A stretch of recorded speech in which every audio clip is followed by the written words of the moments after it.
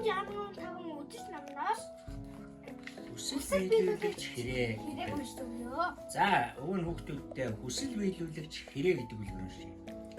Ганц хүнөөгөө сайж амжуудаг өвгөн эмгэн хоёр байлаа. Нэг өдөр сайлантай гартлах хөхнөөгийн шувуу идчихсэн байжээ. Өвгөн 4 ширийн чанж уцалгаа дарсанд нь цавуу төрхөд орхижээ. Өглөө очтолны хэрэг наадчихсан байв. Энэ л миний үнэг идсэн байлгүйгээ сүхэн бариад очтол өнөө хэрэг ам өршөө та минь би 3 хүслийг чинь биелүүлье гэжээ. Би чамайг хаанаас олох вэ гэтэл урд голыг уруудаад өргөн голыг өгсөд баг модоос өнгөрч цаг модон түрээд дуудаараа гэв. Өвгөн хэрэг тавьж явуулаад хэд хоногийн дараа хэлсэн газар нь очиж дуудсанд өнөө хэрэг морин толгойн чинээ алт өгчээ. Хагартлан баярлсан өвгөн гол усныхаагаа дайлж цайж их найр хийн эзэн ноёноч өрд залжээ. Гэтэл алтан чунсан ноён өнөөх алтыг хулгайдад авчихв.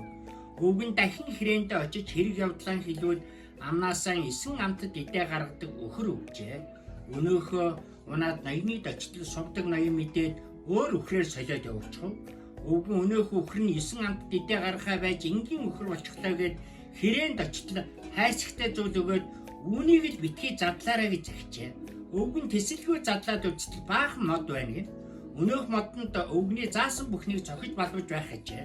Тэгэхээр нь өвгөн ноёны өргөнд очиод би танд бас нэг шидтэй мод авчирлаа гэд өөдөөс нь чиглүүлтэл гинтхэн нисэж очиод ноёныг балбаж хачээ. Ноён өвгөн минь модоон татаж ав.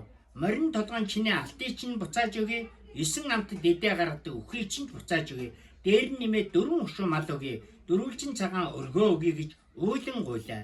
Ингээд хөхөхөрт өвгөн эмгэн хоёр асар баян айл болж амар сайхандаа жаргажээ. За дараагийн урлаглаар үлгэрээр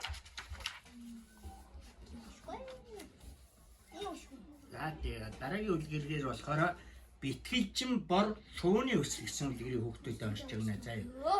баярлалаа.